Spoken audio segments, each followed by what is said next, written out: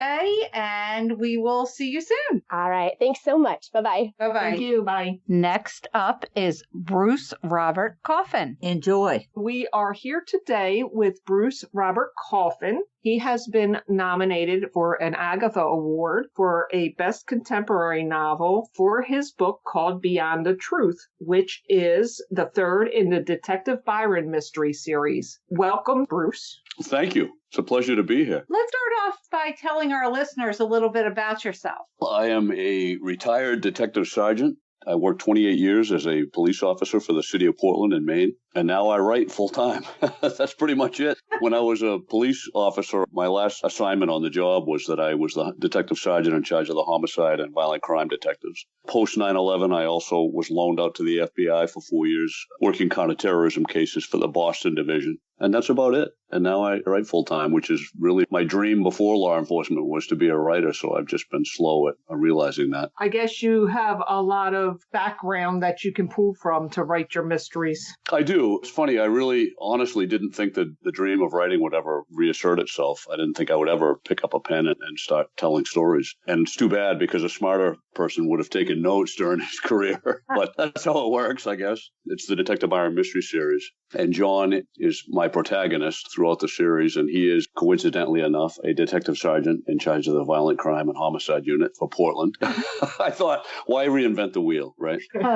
The stories that I tell in these books are entirely fictional. I spend a lot of time populating the stories with realistic events or events that are based on things that either I experienced or coworkers experienced. By populating the books with those kinds of things, I think it really adds to the authenticity. I had an uncle who was on the police force in York, Maine, and he told me that you always think of Maine as being this quiet, but it actually deals with a lot of crime, especially smuggling and things coming into the country that shouldn't be here. Right. It's true. Certain crimes certainly don't seem to have any kind of geographic boundaries. One of the things that drives a lot of crime and a lot of violent crime that's no stranger to this state is the drug problem. I mean, it's really the same as every place else. I think really what you end up with is that everyone loves to throw around statistics. The one thing that makes it seem, I think, a little easier to take in a state the size of Maine is that even though we're a relatively large landmass, we only really have like 1.3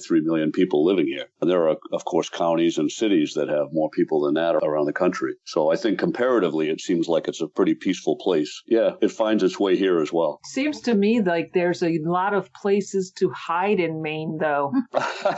There is. You're talking to a guy who loves to hike, and I can tell you there are just literally thousands of trails and woods and all kinds of stuff around. Yeah, there's a lot of places to hide in this state. How did you react when you found out that you were nominated for an Agatha Award? I was floored. It's funny. I kind of anticipated you would ask that question. And my wife and I had actually gone away for a long weekend. I think we went away for like 4 or 5 days, just trying to escape the winter stuff. There's a hotel we go to in New Hampshire that we were at. And I got a call one night around dinner time from a DC number. And at first I blew it off and they didn't leave a message and I was thinking telemarketer. I got a second call from the same number and it was followed up by a voicemail. And I'm like, okay, that doesn't sound like a telemarketer. I'm thinking, I wonder if this is to do with my old job because I still get calls from my FBI friends because of cases that I worked on, even though I'm retired. So I was in a panic thinking, oh, this must have something to do with one of the cases. So I called up and it had nothing to do with those cases. And it was Tanya Spratt-Williams. And she was saying that she was calling about malice. I just want to know if I want to be on a panel or something. And then she proceeded to tell me why she was calling. And I'm like, seriously?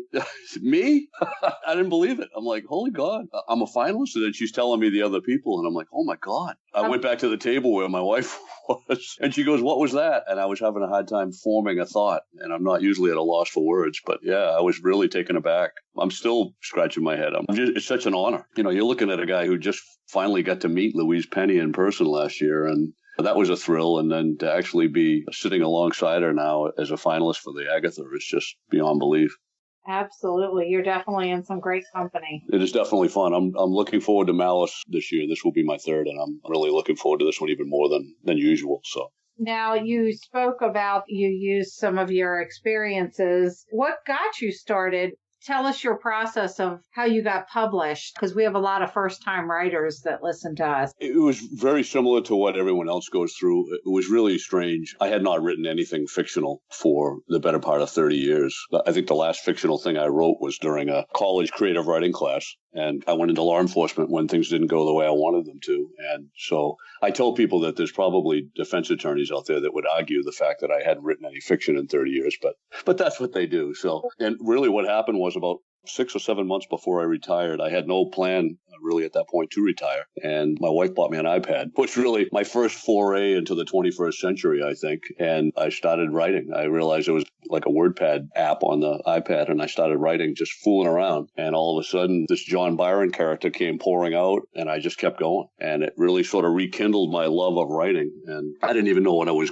hoping to accomplish. I guess immediately I wanted to try and finish a novel. I thought, well, that's a dream every writer has. So let's see if I can write a novel. I didn't tell anybody about it initially. I finally shared it with my wife and then some of my detectives, and everybody seemed pretty enthusiastic about it. And I just went from there. It took me 2.5 years to write my drawer novel, which is probably the most appropriate named thing that they ever come up with in writing, because that's exactly where it belongs after you've written it. But I learned so much, and I had my mentor, Kate Flora, who is an accomplished crime writer. She's written 2 different mystery series and 4 or 5 true crime novels. She became my mentor. She volunteered to do that, and I really credit her largely with me ever having gotten to this point. Kate and I met back in 2001, really a chance meeting on a homicide that we were working. And she ended up co-authoring a book called Finding Amy, which she wrote with my lieutenant at that time. He was the commander of CID, Joe Laughlin. And that's the first time I'd ever met Kate. And I had no idea that was going to be the beginning of a friendship that would actually help lead me to publication. So then down the road, I started attending the New England Crime Bake in Massachusetts at her prodding. I met with a person that ended up becoming my agent about a year before she actually was my agent. I was really lucky. I ended up having a cold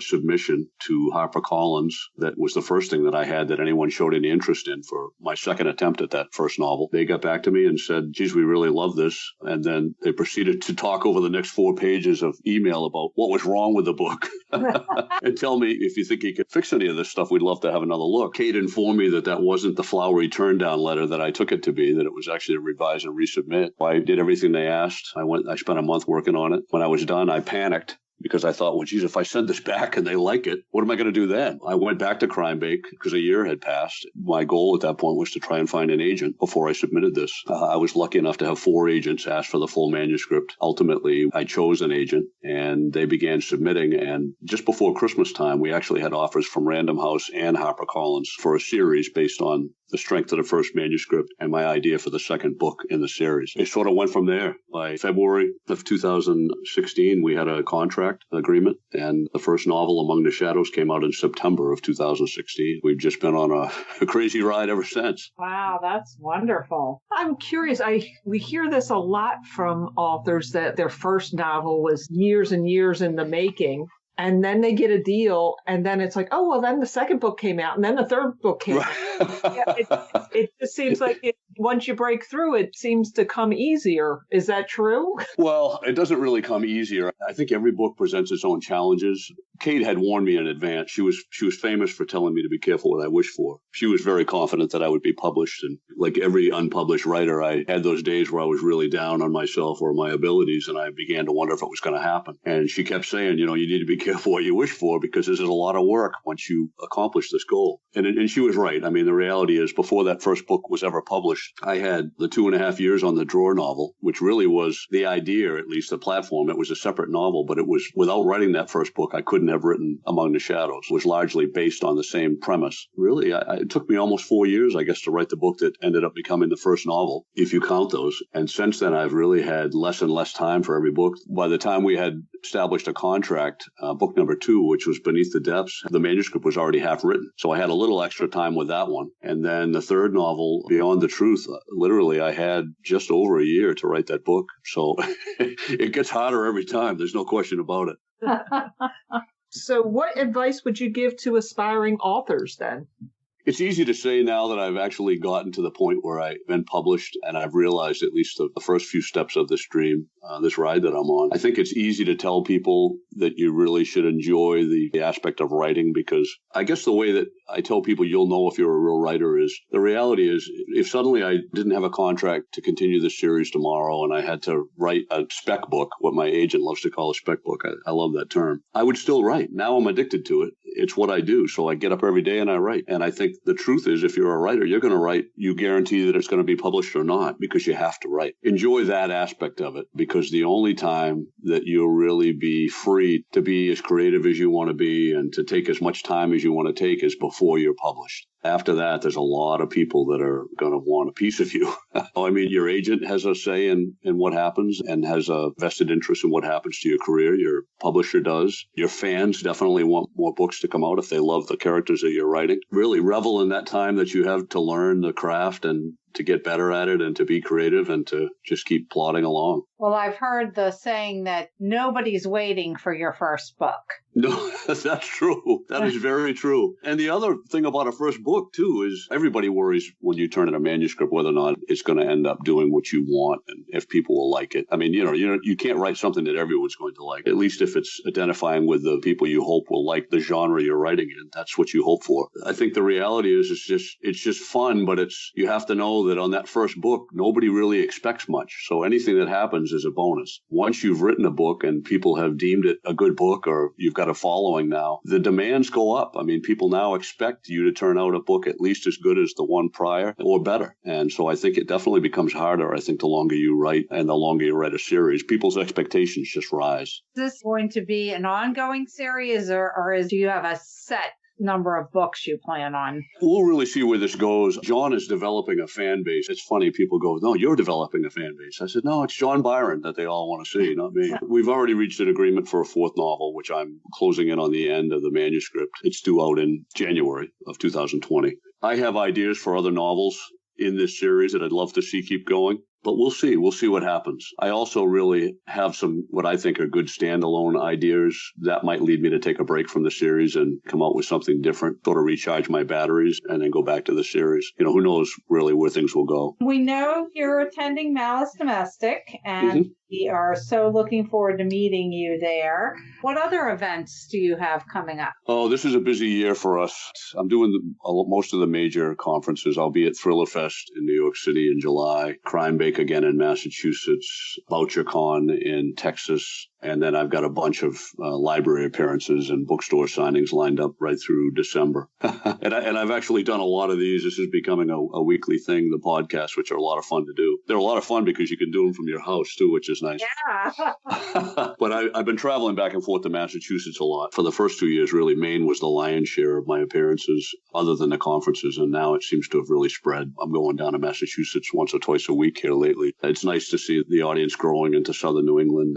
and beyond. We really appreciate your telling us all about yourself and your books, and we wish you all the luck at Malice. And like we said, we're looking forward to meeting you. So I guess we will say goodbye and wish you a wonderful day. Thank you so much. Well, you're welcome, and thank you. Take care, Bruce. All right, we'll see you soon. All right, Definitely. bye-bye. Bye-bye. And finally, we have Dianne Freeman, enjoy, who is nominated for an Agatha Award for Best First Novel for The Lady's Guide to Etiquette and Murder. It was a delightful book, and we'd like to welcome Dianne. Well, thank you, ladies. Thanks for having me. Could you tell us a bit about yourself? I was born and raised in Michigan. I am retired, but a little bit early. I spent about 30 years as an accountant. I lived out in Arizona for a while when I was younger, probably in my early 20s. So when I got married, my husband and I would vacation here quite a bit.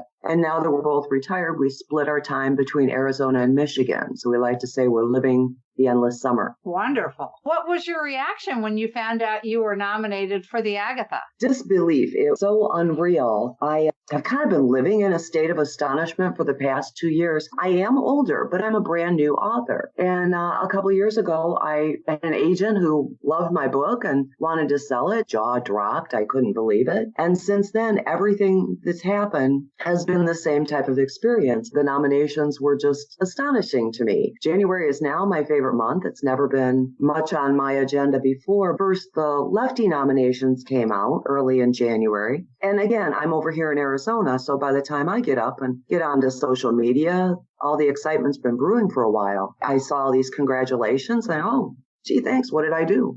and I found that I had been nominated for a left. This is the first year I've had a book out, so I didn't even know when those nominations came out. So it was kind of nice because I couldn't be angsty about it and worried and thinking. My head was in the clouds. I was thrilled. I was tickled about that. And then the following week,